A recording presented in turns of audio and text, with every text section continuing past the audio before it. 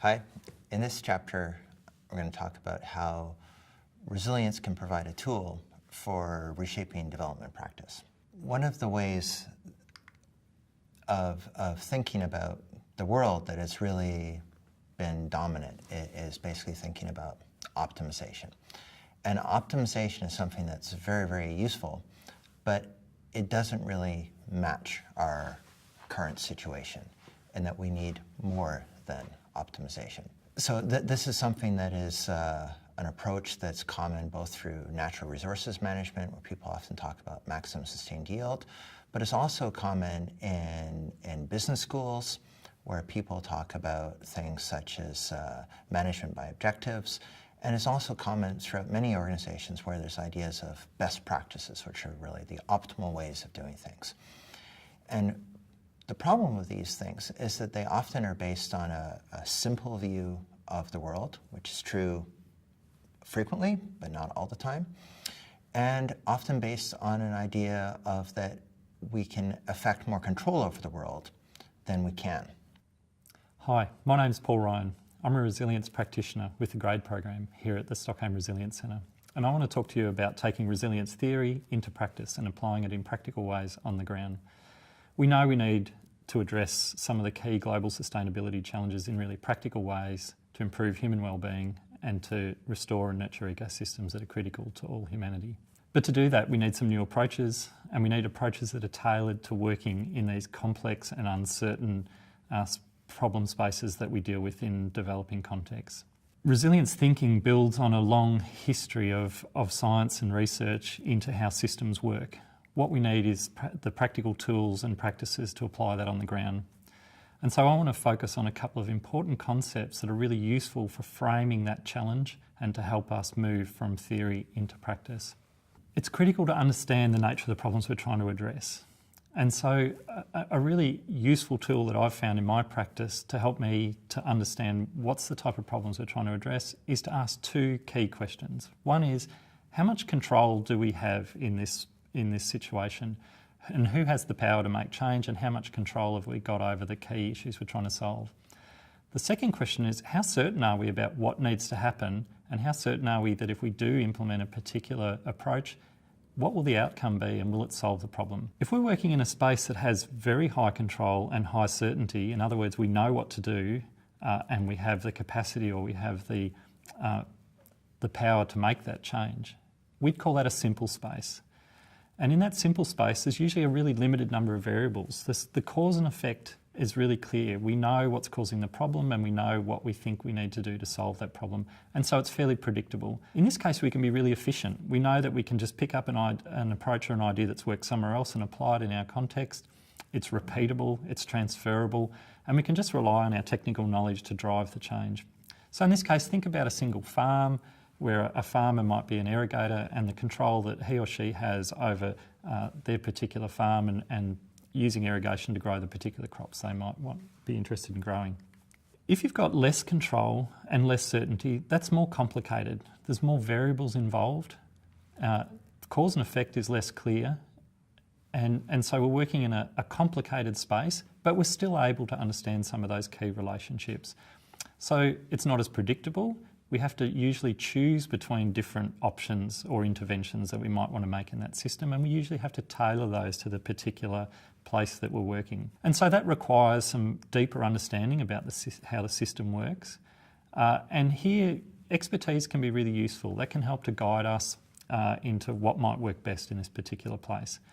So in this case, think about managing a whole irrigation system where there's lots of farmers, lots of different users growing different crops, they have different water demands, and there's other people with different values that might be wanting to access that water as well. That's much more complicated working in that environment.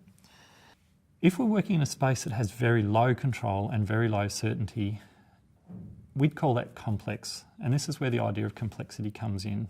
In this domain, we really have very little control. We really can't make the change we'd like to make, and we're not really sure what's the best thing to do. And this is where a lot of development practice takes place.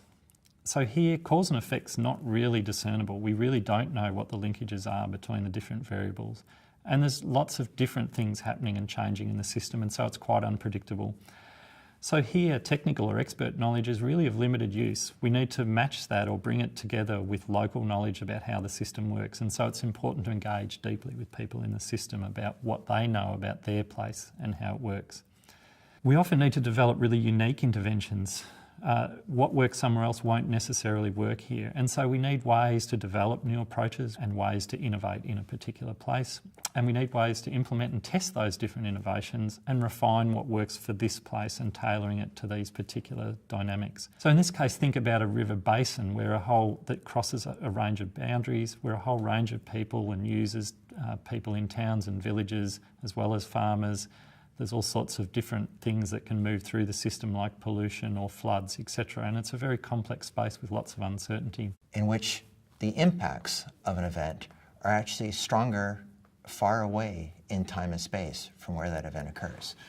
And this might sound really bizarre, and in some ways it is, but it's actually reality. A classic example of this kind of dynamic is the situation of people in the Arctic. So people living in the Arctic who are far away from industrial civilization have some of the highest concentrations of heavy metals and other types of persistent organic pollutants in their blood, because atmospheric transport of pollution from the industrial world goes into the Arctic, where moves up through the food chain, and where these people eat lots of meat, end up with very high levels of inorganic contaminants in their body. So dealing with this problem doesn't require looking locally. It requires looking away somewhere that's far away, both in time and space. And these types of situations are becoming more and more common in the world. Thinking about this kind of world means that we have to sort of recognize that many of the problems we're trying to manage, contrary to this idea of optimization, that we don't know how the world works, so it becomes a little bit more difficult to optimize things.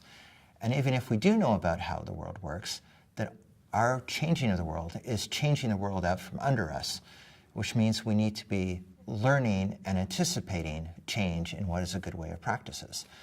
And having this kind of learning requires investment in learning, requires thinking about, well, what are other ways of doing things? How do they compare to the way we're doing? Can we develop new ways of doing things, which is more costly than best practices? It requires thinking about, well, what could be other practices and how do they compare to what we're doing? What are the situations which they can work? And this really suggests then that when we're doing things in the world, such as development, we have to be thinking about that interventions should be treated as experiments, not in the sense that we want to experiment on people, but that whenever anything happens, it gives us a chance to learn about the world. And we should be thinking, are things working the way we expect? Are the consequences occurring in a way we'd expect? Is our theory of change correct, or does another theory of change work better? So that means we have to be thinking about, well, what are alternate ways of thinking about how the world works? How can we compare them? How can we learn from variation that exists in the world or variation that we're creating by our interventions? And it's in this domain, really, that resilience thinking lies. Many of our approaches to management come out of engineering and engineering-inspired thinking in economics and business, which have been very, very successful in situations where we know how the world works and we don't have a lot of uncertainty. However, we know we're living in a world where we're having much more uncertainty and much less ability to control things. And that's the world, this world of surprising consequences, where resilience thinking is really trying to work. One of the major problems I see is when people try to apply a simple or a complicated approach to a complex problem. And we often see this from our decision makers and political leaders. They come into a system from top down. They think that the system's simple. They want to apply fairly simple interventions. And we know that that just doesn't work. And we can see that all around the globe where there's been these attempts to intervene and create change in a system that really hasn't understood the underlying dynamics. And so they often fail. We think that a resilience-based practice approach, one that focuses on complexity, is the most appropriate approach. It's quite a powerful approach for working in these types of development spaces. Another really useful tool that I've found in my work over many years is to think about the iceberg model. That is, what we see above the water is really only part of the story, and it's really easy to get captured by that. Lots of attention gets drawn to the things that we can see in a system. That might be a flood or a drought or a conflict, and of course that's important, and we need to deal with those things and manage and support people in those systems while they're experiencing those. But if we're interested in long-term change, about transformation towards sustainable trajectories, we really need to develop skills that allow us to look under the water, to look at the rest of the iceberg that we can't see.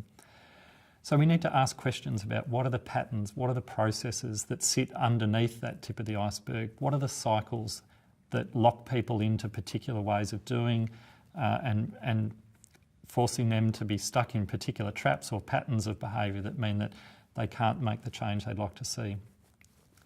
Sitting under that are the system structures. How is the place organised? What's the landscape, the shape of the landscape? How is the society organised? What are the rules that shape and organise that community and determine how people behave? What are the important infrastructure and assets that mean that people need to behave and operate in certain ways because of the way the system is set up and structured? Sitting under all of that are the paradigms, the worldviews and the values that people hold about how they think the system works, how it's organised, how they think that it should be managed, how resources are allocated, and it includes things like property rights, as well as rules, laws, practices and cultures and religious concepts that help to determine the way people see the world and how they organise themselves around that. What we've learned over a long period of time is that the parts above the water get all the attention, but the real power lies below the water. And it's about learning the skills and practices to drive your thinking below the water, to engage in those deeper patterns and processes, to think about connections and networks and changes, to think about system structures, and to think about the paradigms that people hold, and bring that together in a way that we can use to apply to develop approaches to sustainability transformations. There's many different ways you can think about resilience and different types of resilience strategies for different types of situations. And what I found useful is to think about thinking about structure and dynamics, thinking about like, what are you interested in? Are you interested in how the world is or how to go forward into an uncertain world? So one is like how to think about how the world can cope with surprise and how can it cope with things occurring as you go forward. The second one is, are you trying to analyze someone else's world, or are you an active participant in this world? And if you think about these things, this is a way of sort of organizing different things to do with resilience, of saying like, do you keep diversity? How are things connected? Those are things of an analysis of structure. Thinking about the role of feedbacks and slow variables, that's the analysis of structure. But thinking about how you act, that's about structures. Is there broad governance?